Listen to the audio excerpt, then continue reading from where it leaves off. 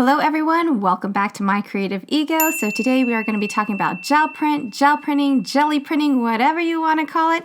As most of you know, I just bought a new gel plate and I'm going to take it out for a spin. And this is my first time using it. I want to show you guys some of the things that I came up with.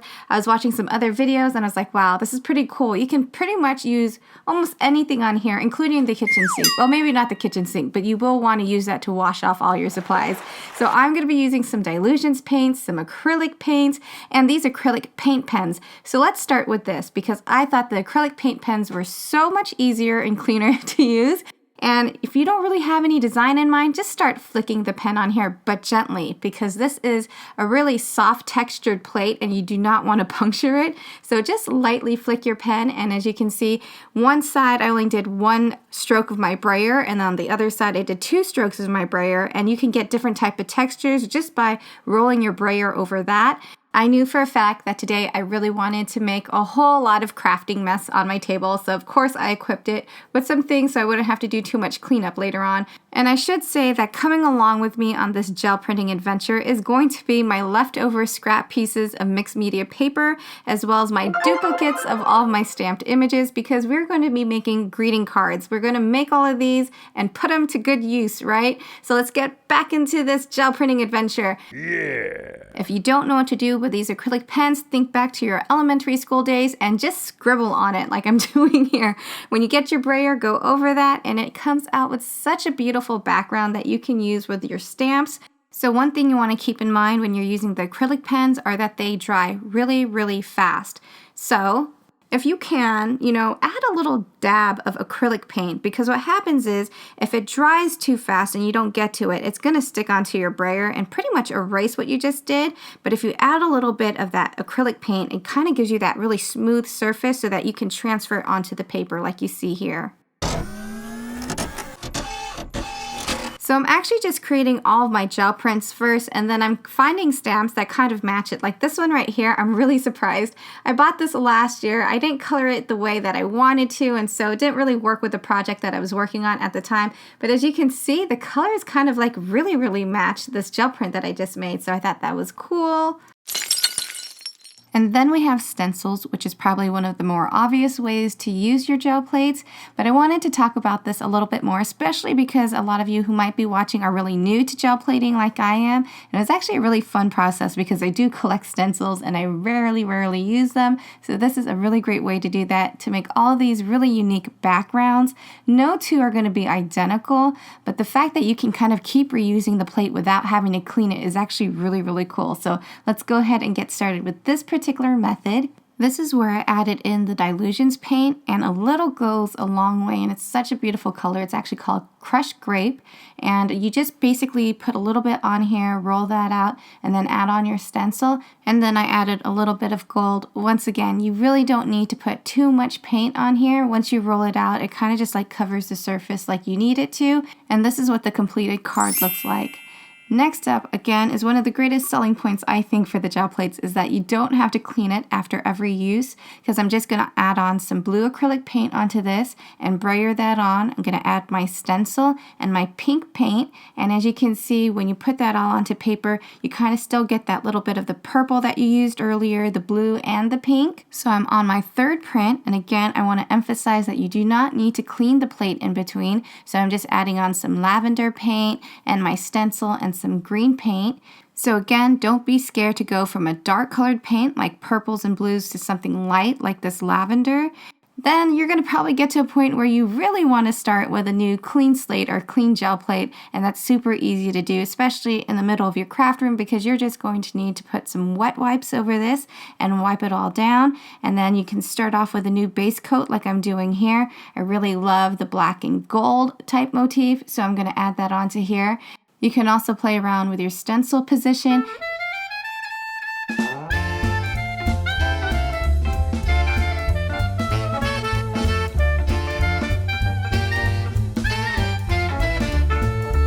And And as you can see, there's actually some leftover residue from your first print, so you can take another piece of paper, you can go over that.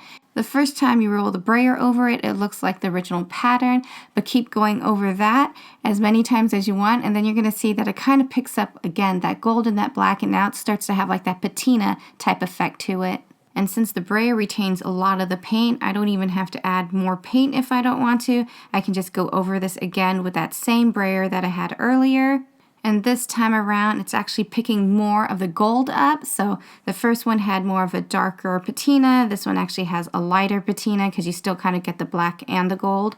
And you're probably saying to yourself at this point, okay, we get it, you can use stencils.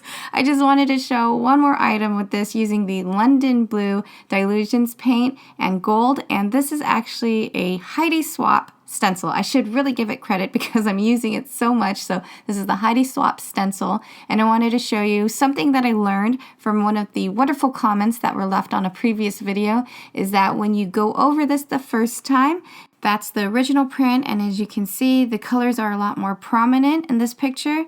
And a huge thank you to Julie. She had left a comment on a previous video of mine, and she let me know that in gel printing, when you make that second print, it's also known as a ghost print. And you don't really see as much gold, but you still kind of pick up another type of texture and pattern with this one. So I get to continue to make my greeting cards and use that scrap mixed media paper that would have been thrown away and those extra stamps that I had. So again, a really great way to quickly build unique cards, unique backgrounds for all of your stamps. And at this point, you're probably thinking to yourself, well, I don't need a gel plate to do any of this because I can just do this on paper with my stencil and my paints.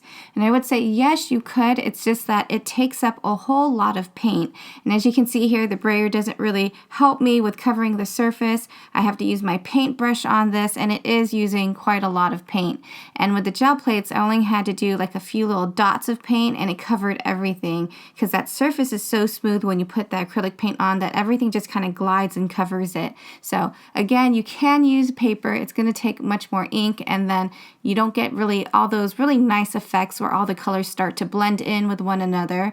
I really want to test out some other items now that we got all the stencils out of the way. So I'm going to test out some crepe paper, some saran wrap, as you can see here. And that's another great way. If you're using, or if you have a lot of leftover strips of your mixed media paper, you can later turn these type of strips into like bookmarks, but it's also a great way to kind of test the type of textures you'll be using.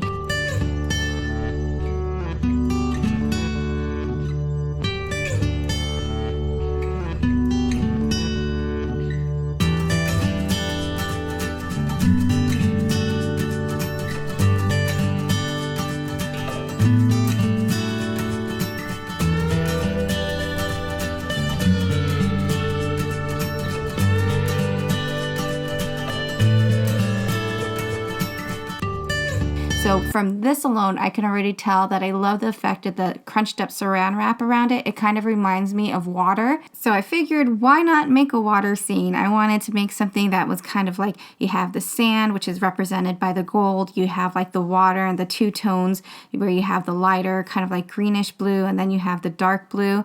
And so that's what I did here. I used about 3 different types of things. I used some tulle, which you really can't see on here, but the tulle came from like the gold area.